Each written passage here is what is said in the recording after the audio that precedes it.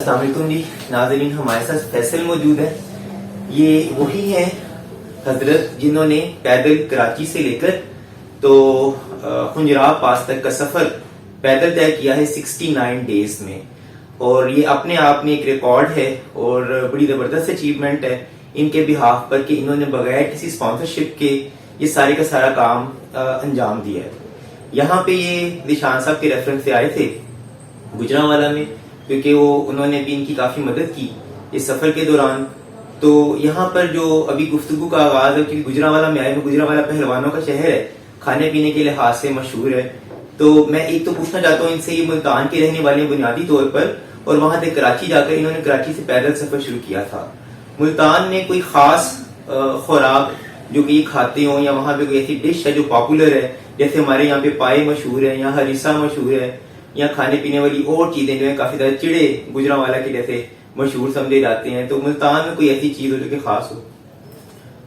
ملتان کا ویسے آپ نے حلوہ تو سنا ہوا جی. باقی جو ہے اس میں ڈشز میں تو مچھلی ماشاءاللہ وہاں کی بہت اچھی ملتی ہے. اچھا. گھنٹہ گھر بازار میں آپ کبھی آئیں تو ماشاءاللہ ضرور آپ کو کھلائیں گے، بہت ہی زبردست. میرے خیال میں تو جیسے یہاں آپ جیسے کہہ رہے تھے چیڑے وہاں مشہور ہے، وہاں ویسی مچھلی مشہور ہے. اس میں یہ پوچھنا چاہ رہا ہوں کہ جیسے یہاں پہ دریا ہے پاس، ٹھیک ہے، جیسے چناب ہے یا کچھ اور ہے، تو وہاں پہ کیا کوئی دریا پاس ہے یا پھر فش فارمز ہے؟ دیکھیے وہاں پہ دریا چناب جو ہے نا ملتان سے آس پاس سے گزرتا ہے. صحیح صحیح صحیح. دو سائڈ سے نکلتا ہے، وہ ایک دریا چناب ہے، دوسرا اس طرف نکلتا ہے. وہاں مسافر جس علاقے میں پیدا ہوں اور اس سے جس دیہات میں جو میں پیدا ہوں اس کے ساتھ ہی وہاں دریا سندھ بھی لگتا ہے. ٹھیک ہے. تو دریا وہاں کے دریا کی جو مچھلی ہے ماشاءاللہ بہت اچھی بنتی ہے، زبردست. اور ملتان کا تو یہی دو چیزیں ہیں جو جی جی ہائی لائٹ ہے کہ زیادہ مشہور ہے. ایک وہاں کی گھنٹہ گھر کی جو مچھلی ہے صحیح وہاں کی مشہور ہے، اور دوسرا سونا. ہاں جی، وہ سوغات ہے، وہ تو وہاں پہ نا، اور ویسے آم تو مشہور ہیں لیکن وہ تو گرمیوں میں. ٹھیک ہے. اچھا، کھانے پینے کی بات ہو رہی ہے تو میں ان سے یہ پوچھنا چاہ رہا تھا اس حوالے سے کہ آپ نے سفر کیے اتنے لمبے، ٹھیک ہے، کراچی سے لے کے آنورڈ خنجراب تک، آپ مختلف علاقوں سے ہو کے گزرتے رہے، ان کی روایتی ڈشز سے واقف ہوں گے، تو کہاں پہ کس علاقے میں آپ کو کیا سوغات پسند آئی؟ میں کراچی میں جو سندھ میں وہاں کی بریانی بہت ماشاءاللہ بہت زیادہ زبردست زبردست. اور پنجاب میں تو ویسے ہی آپ کو ہر جگہ نا، مطلب کہ اگر آپ اسلام آباد جیسے پنڈی ہے نا، جلوہ شہر جیسے کہتے ہیں، جی جی بالکل بالکل ویسے ہی پنجاب میں داخل ہو تو ایک شہر ختم ہوتا ہے دوسرا شروع ہو جاتا ہے. جی بالکل. تو پہلے شہر میں آپ کو کچھ اور مشہور ملے گی، دوسرے شہر میں کچھ اور زیادہ مشہور ہوگی. صحیح صحیح. کسی شہر میں آئس کریم زیادہ مشہور ہے، کسی شہر میں پائے زیادہ مشہور ہے، مچھلی زیادہ مشہور ہے. بالکل ویسے ہی سندھ میں جیسے بہت اچھے ماشاءاللہ بریانی، اور پنجاب میں تو ہر چیز جو ہے مطلب ایسی چیز بناتے ہیں کہ اسپائسی جسے کہتے ہیں، اسپائسی بالکل تیز مثالیں یہ وہ. اس سے تو کوہستانی علاقوں میں کچھ ایسی جو کہ ان کی روایتی ڈش ہو، کوئی نئی چیز آپ کو لگی ہو؟ جی جو وہاں کے ساگ تو یہاں بھی بنتا ہے، وہاں پہ جو ساگ بنتا ہے نا، تو میں نے دیکھا یہ کیا، میں نے ان سے پوچھا کہ یہ کیا چیز ہے. صحیح. تو نے کہا یہ جیسے آپ وہاں کے ساگ ہے نا، صحیح، تو اسے بھی آپ ساگ ہی کہہ لیں. صحیح. ساگ کی طرح کچھ بنا تھا تو بہت ہی زیادہ زبردست، بہت ٹیسٹی تھا. اس میں دیسی گھی میں بنا ہوا تھا. صحیح. تو مکھن بھی ڈالا ہوا تھا. صحیح. انہوں نے کہا آپ اس ساگ کا نام ہی دے لیں، لیکن اتنا زبردست بنا ہوا تھا. اور آگے آپ جائیں گلگت کے علاقوں میں نا، وہاں پہ آپ کو یاک کا گوشت، اچھا یاک جو ہے، جی یاک جیسے کہتے ہیں، بیل کی طرح ہے، بالکل وہ زبردست ملتا ہے ماشاءاللہ.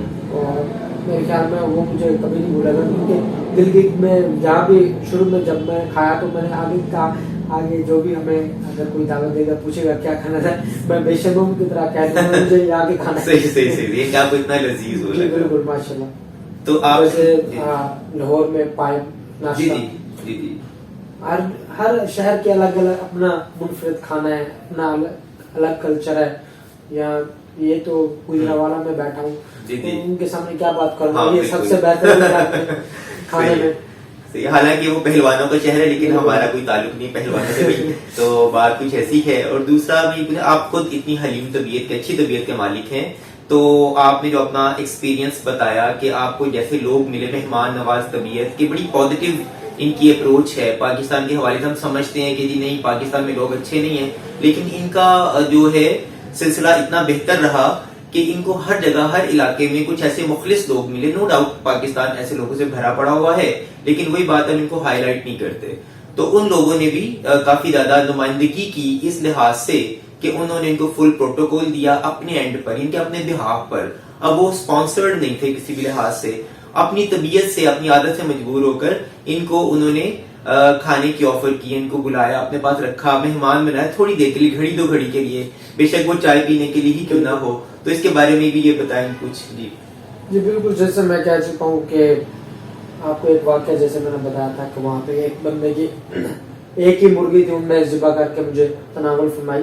واہ واہ. تو میرے خیال میں یہ سب سے اچھی مثال ہے. بے شک بے شک. آپ ایک غریب گھر میں جائیں تو وہاں پہ ایک چھوٹی بکری ملے گی، ایک مرغیاں ملے گی، اگر ان سے انڈے گزارا کر کے نا وہ گزارا کر سکیں. اگر وہ بھی مہمان کے لیے آپ ذبح کر دیں تو میرے خیال میں یہ سب سے بہترین مثال ہے. بالکل. اور آپ جیسے آپ کہہ رہے ہیں کہ اچھے برے لوگ ہر جگہ ہوتے ہیں، لیکن میری اتنی اچھی قسمت تھی کہ مجھے ہر بندہ اچھا ملا. بالکل ماشاءاللہ. مجھے کہیں بھی لوگوں نے کہیں بھی تنگ نہیں کیا.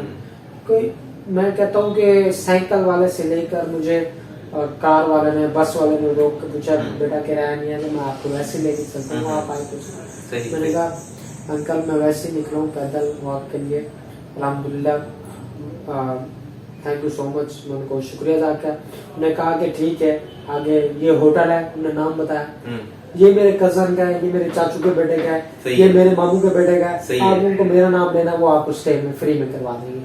یہ ایسی ایسی مثالیں ملتی ہیں ماشاءاللہ. یہی تو میں نے دکھانا تھا، اس لیے تو نکلا تھا تاکہ لوگوں کو پتہ چلے کہ پاکستان ایک بہترین ٹورزم کے لحاظ سے بہترین ملک ہے، مہمان نوازی کے لحاظ سے.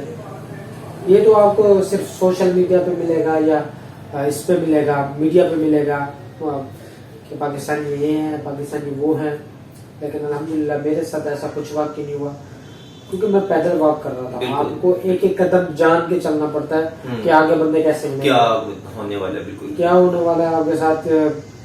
تو بنا اسپانسر کے تو آپ کو لالچ ہوتی ہے نا، آپ ایسا کریں گے آپ کو یہ ملے گا وہ ملے گا.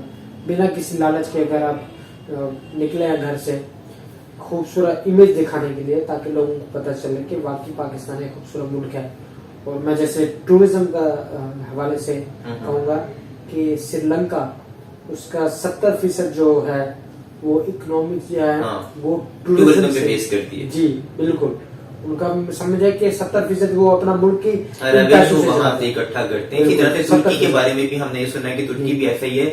اور سب سے بڑی بات یہ ہے کہ فیصل جو ہے ماشاءاللہ حافظ قرآن ہے، اور انہوں نے کہا کہ انہوں نے ساتھ اپنے کوئی دوست نہیں تھا تو قرآن کو اپنا ساتھی بنا لیا، اور روزانہ کی بنیاد پر یہ تقریباً کوئی 7 سے 8 پارے ختم کرتے رہے. اور قریب ان 69 ڈیز میں انہوں نے 13 سے 14 مرتبہ قرآن پاک بھی ختم کیا. ایک بڑی اچیومنٹ ہے، بہت پازیٹیو اپروچ ہے. آپ دیکھیے ہم لوگ فضول میں بیکار میں سمجھتے ہیں کہ نہیں جو سفر کرنے والے لوگ ہیں وہ بہتر نہیں ہے یا یہ اچھا مشغلہ نہیں ہے. تو آپ دیکھیے جو ان کو نیچر سے محبت ہے، قدرت سے محبت ہے، اس کے ساتھ ساتھ ایسی چیزیں، ایسی سوچ لے کے چلیں اور یہ عوام کے سامنے رکھیں تو اس سے آپ کو کتنا بہتر آئیڈیا ملتا ہے، کتنا بہتر خیال ملتا ہے. اور اگلا جو ان کا ٹور ہے اس کے بارے میں بتایا کہ انہوں نے پیدل سفر کرنا ہے حجاز مقدس تک، ان کے سعودی عرب یہ جانا چاہتے ہیں، اس کے لیے اسپانسر یہ ڈھونڈ رہے ہیں. اور پہلا تو انہوں نے کر لیا اپنے بل بوتے پر، ٹھیک ہے. اب ان کو تھوڑی ہیلپ بھی چاہیے، اور آئی ہوپ اینڈ وی وش، اور انشاءاللہ تعالی ہم پوری کوشش کریں گے اس سلسلے میں ان کے ساتھ کوئی اسپانسرشپ کے حوالے سے کوئی مدد شامل ہو سکے